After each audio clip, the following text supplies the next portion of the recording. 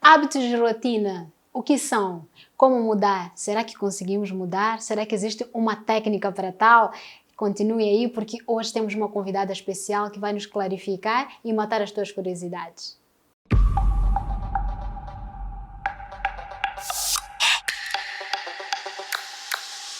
Olá, seja bem-vindo ao canal. Eu sou Yanina Writer. Se é a tua primeira vez no canal, não vais querer perder este vídeo, que é o canal do conhecimento e pensamento positivo. Tenho uma convidada e vou deixar que ela se apresente. Olá! Olá, Yanina.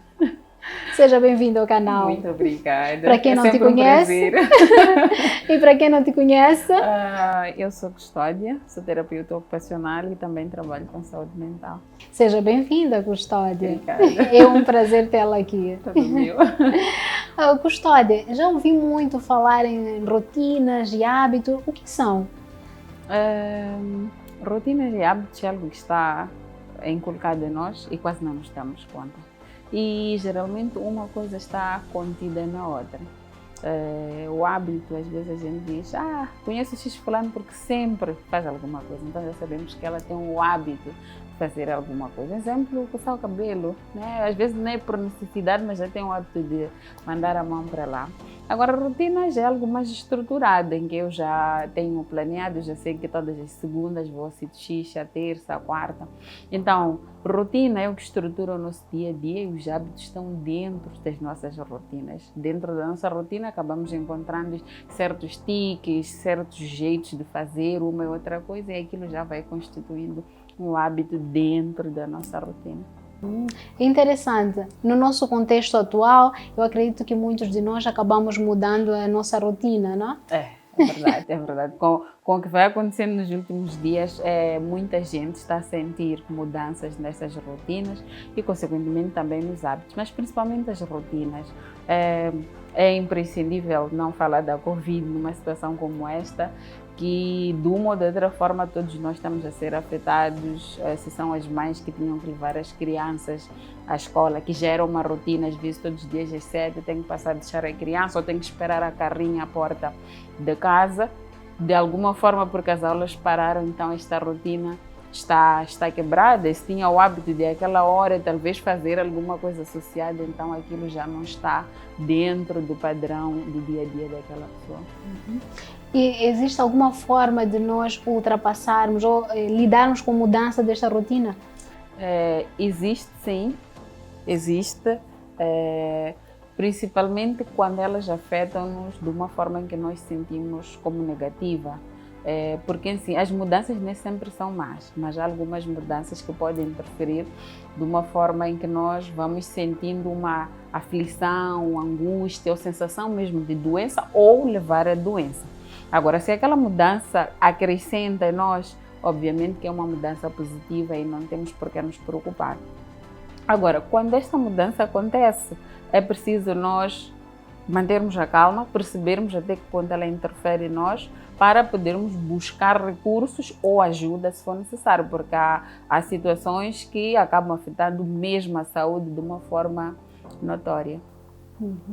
Pela sua experiência, já teve alguns casos, principalmente na nossa situação do Covid, que a mudança de rotina culminou em alguma doença? Sim. Eu vou tentar trazer um exemplo mais simples. Nos últimos dias teve um senhor que é professor e, obviamente, ele já tinha a sua rotina, que é chegar a casa, preparar as matérias, às vezes corrigir os testes e depois, a uma da hora, tem que estar na sala de aulas, entre os 45 minutos vai preparando as aulas seguintes. E quando houve a Covid, teve que estar em casa. Obviamente que tinha alguns dias que tinha que ir, porque ainda que se preparam as aulas online e etc. Mas ele sentiu de forma muito significativa esta mudança na rotina completa, porque já não era a sequência que ele esperava, já não mantinha o contato com os alunos de forma direta, tinha que elaborar as matérias de uma forma completamente diferente, usando uma plataforma também muito fora daquilo que são os hábitos que ele tem, que é ir pegar o giz ou o marcador, escrever, explicar as coisas diretamente. Aqui já não, tinha que usar os dispositivos eletrônicos, a internet e com as suas complicações. Então isso pouco a pouco foi gerando uma sensação de ansiedade entre a preocupação de poder manipular aquela coisa que é nova e a preocupação de ser ele que sai de casa como provedor de família para ir até a instituição com todos os riscos que isso implica e voltar e ter que estar a fazer as coisas de uma forma completamente diferente do padrão, que é um padrão de anos, porque era um professor já de 16 anos, então aquilo foi gerando uma ansiedade e, consequentemente,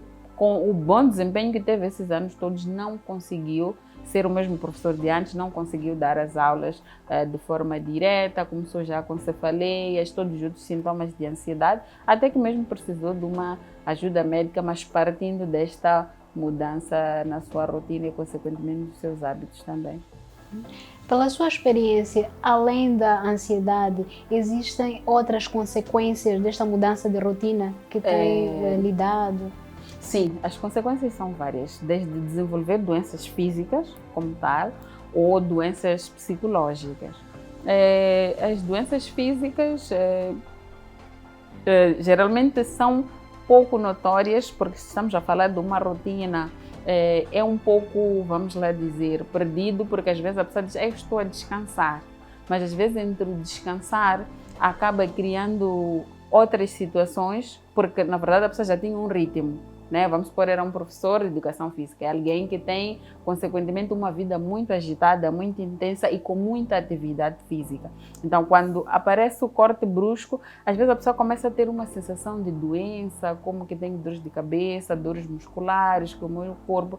Então, às vezes, dentro da somatização, acaba se desenvolvendo, de facto, doenças físicas, como picos hipertensivos, cefaleias marcadas, porque a pessoa constantemente, pelo estresse, pelo esforço que vai fazendo para se adaptar, acaba afetando diretamente a parte física, as reações dermatológicas e etc.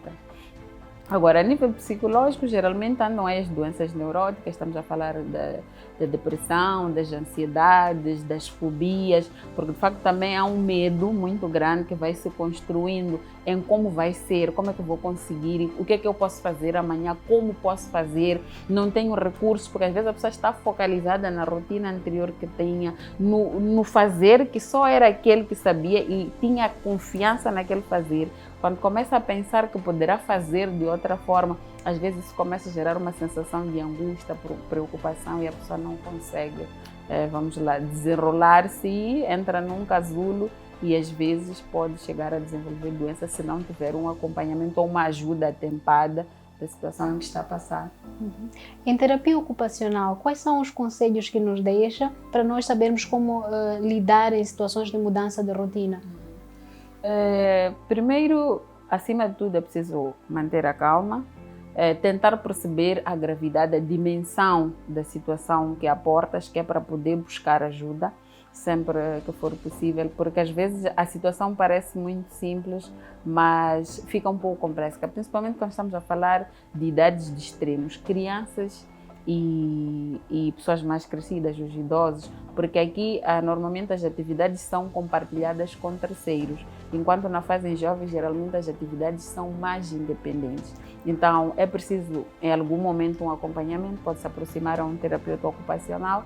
Hoje em dia temos terapeutas em diferentes instituições de saúde e a pessoa pode aproximar e pedir uma consulta e aí poderá ter um aconselhamento ou uma intervenção se for necessário. Mas a partir do momento que a gente percebe que há uma mudança ou que estamos para entrar num estado de mudança, temos que avaliar se é positiva ou negativa, porque é daí que começamos a precisar fazer alguma coisa mediante aquela mudança. Porque se a mudança é boa, estamos a ter uma boa aceitação, conseguimos nos adaptar, aí não temos problema nenhum. Mas quando começamos a sentir que não estamos a nos adaptar de forma coerente, aí nós fazemos uma pausa, vamos refletindo e vamos avaliando o ambiente à nossa volta, como ele pode nos ajudar e avaliar os recursos pessoais, que é as minhas capacidades como pessoa, as minhas competências e fazer esta conciliação entre o que o ambiente me oferece, aquilo que eu tenho à disposição. Vamos supor, tinha um trabalho fixo, que era acordar, ou é um engenheiro, mas por alguma razão está numa situação em que não pode exercer a atividade de engenharia, mas pode talvez exercer uma ou outra, talvez algo mais prático ou vender alguma coisa, não é? Então tem que ver, será que o ambiente me permite eu poder exercer esta atividade. E as minhas capacidades, a minha sensação, a vocação dentro de mim, deixa-me fluir nesta atividade, porque é sempre bom que o que nós fazemos contribua de forma positiva em relação à nossa saúde, porque aquilo que fazemos ou pode nos levar a um estado de doença ou pode melhorar o nosso estado de saúde. Então há que sempre fazer esta reflexão e quando encontramos grandes dificuldades sempre pedir ajuda. Em algum momento também pode se aproximar a um psicólogo, dependendo da situação à volta, que é para nós podermos ter este espaço de nos abrir, porque os outros profissionais também sabem que podem encaminhar esta pessoa a uma ajuda, né, em relação àquilo que é o desempenho das suas atividades, e também poderá descartar outras situações para perceber até que ponto ela está afetada. Então, de modo geral, é preciso uma autoanálise e sempre nunca ter receio de procurar ajuda profissional. Porque as pessoas têm sempre aquele medo, vão pensar que estou doente, e quando não são coisas palpáveis, em que é uma ferida ou uma dor de cabeça, há sempre aquela preocupação, será que vão dizer que tenho problemas mentais, estou maluco, estou a perder tempo, depois estamos preocupados com as filas e essas coisas todas. Mas é preciso a gente buscar ajuda, porque isso depois repercute num todo, para a própria pessoa e para as pessoas que convivem com aquela pessoa. Falando realmente na procura dos serviços, qual é o papel da terapia ocupacional? Acho que poucos sabem sobre isso, né? E fala-se pouco como uma área de saúde. De facto, a terapia ocupacional é uma área nova, não só no nosso país, mas nos diferentes países também, e que poucas pessoas conhecem na essência o que é a terapia ocupacional. Pronto, a terapia ocupacional é uma área de saúde, que ela contribui no processo de tratamento em todas as áreas das doenças, até fora das doenças, desde que se detecta um problema em que a pessoa precisa de uma ajuda. Como é que funciona o tratamento em terapia ocupacional? É que nós tratamos por meio do fazer, ou seja, para nós a atividade é usada como um meio terapêutico, um meio de tratamento, diferente do outro que vai usar o comprimido ou vai ter uma técnica, uma aplicação, alguma coisa. Não, aqui o terapeuta ocupacional vai por meio de atividades de fazeres simples, desde os mais pequenos aos mais grandes, buscar neles a forma de melhorar o estado de saúde ou uma condição específica que alguém tem para melhorar a qualidade de vida. Assim sendo, os pacientes que têm alguma incapacidade, por exemplo, que teve um AVC, também lidam com esses casos? Com esses casos é um pouco de tudo. É assim, o terapeuta ocupacional intervém a partir do momento que a pessoa, dentro daquilo que estão fazer, da realização das suas atividades, encontra dificuldades. Nós dizemos ou encontramos uma disfunção ocupacional ou um problema de desempenho ocupacional, que é um problema no fazer, porque às vezes as pessoas estão preocupadas, não consigo fazer porque o meu braço não permite, como deu um exemplo do AVC, não consigo fazer porque o meu braço deixou de funcionar de forma mais flexível, mas também um deixar de fazer que às vezes está associado a questões funcionais. Estamos a falar de aspectos psicológicos, às vezes depois por um trauma ou uma situação que foi muito conflitiva, de doença, depressão, esquizofrenia, ou mesmo um estado de choque, a pessoa de repente perde a sequência de como fazer as coisas, né? Tu vês, a pessoa põe a camisa, às vezes, e a calça parece que está um pouco destoada e não é o normal daquela pessoa. Mas isso porque houve uma interferência naquilo que são as competências exigidas para fazer algo. Parece muito simples, um simples ato de escovar os dentes parece simples, mas há muitas estruturas de nós que precisam estar em coordenação para nós conseguirmos escovar um simples dente. Há uma programação, há um ato de fazer, há selecionar os materiais necessários, há que sentir a vontade, a motivação necessária para fazer aquela atividade, por mais simples que pareça. Em terapia ocupacional é necessário ter a cooperação dos familiares, não? Muito importante, é muito importante, dos familiares, da comunidade no geral. As sociedades são o que são hoje pelo resultado daquilo que nós vemos, porque é aquilo que as sociedades fizeram. As sociedades construíram história porque fizeram alguma coisa. Então, o fazer dita o ser de cada um, dita a comunidade no geral, representa as pessoas no seu todo. de uma forma geral, para quem tem alguma incapacidade, como o AVC que referimos, é necessário que os familiares também cooperem.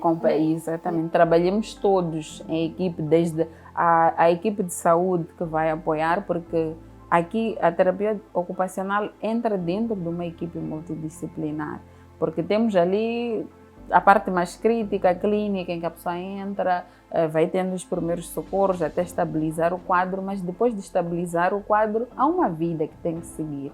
E aquela vida que vai permitir que em algum momento não voltemos ao mesmo estado anterior mais grave e vamos prevenir outras situações que poderiam advir do mesmo AVC. Sem contar que muitos deles acabam ficando mais incapacitados, não pela situação física, mas sim por falta de apoio e transtornos psiquiátricos, até psicológicos. Né? Ok. Já ouvi falar sobre papéis ocupacionais. O que são os papéis ocupacionais? Papéis ocupacionais são, assim, tentando trazer de forma mais prática. Acho que vou dar um exemplo. Um papel ocupacional, por exemplo, ser pai é um papel ocupacional. É algo que nós fazemos que inclui em nós direitos e deveres e que é reconhecido pelos outros e que é aceito naquela cultura, naquele contexto, como algo que representa aquela pessoa. Ele é representado como pai porque comporta-se, exerce, responde às necessidades de um pai. Eu sou professor porque dou as aulas, cumpro com toda aquela agenda que é necessária. Sou médica porque estou lá a atender os pacientes, etc. Então, um papel é algo que é reconhecido como algo que é feito por aquela pessoa e que vai lhe incumbir uma responsabilidade. Okay. Na nossa situação atual, em caso de perda dos papéis ocupacionais, como é que devemos lidar? Bom, de facto, tocou num aspecto importante, de facto, estamos a passar dias que exigem um desdobramento de todos nós.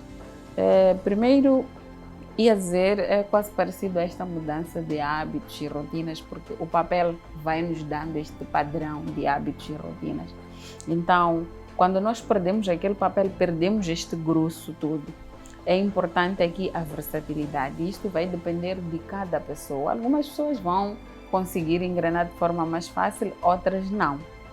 Mas o mais importante é nós avaliarmos o nosso contexto e vermos como é que podemos gerir esta mudança no sentido de buscar outros papéis ocupacionais que possam ou compensar ou adaptar aquela perda de papel ocupacional de modo que nós continuemos a nos sentir úteis, produtivos acima de tudo, porque há uma certa idade, se eu sou pai de família, eu tenho que prover sustento à minha família, é importante que eu sempre encontre uma alternativa de como prover o sustento à minha família. Então aqui é importante nós usarmos todos os recursos ao nosso redor, de forma a encontrar alternativas viáveis. E só para terminar, poderia nos deixar aqui pontos-chave a retermos em relação ao tema? Assim, o mais importante na vida é nós tentarmos fazer ou encontrarmos no fazer uma satisfação individual. Como dizem, quem não tem cão, caça com gato, né? Então é preciso, nesta dinâmica da vida, mesmo com as situações difíceis, encontrarmos sempre formas de encontrarmos um fazer que seja benéfico para nós e construtivo, de modo a estabilizarmos em termos de saúde de forma geral. Obrigada por aceitar o convite, foi uma bela conversa, eu acredito que todos aprenderam bastante e eu também, e prometo adaptar-me a novas mudanças de rotina. Sendo uma especialidade nova, acredito que terão muitas curiosidades e dúvidas. Coloquem aqui nos vossos comentários para nós podermos clarificar. E também as sugestões dos próximos temas que gostariam que abordássemos em relação à terapia ocupacional. Até o próximo vídeo.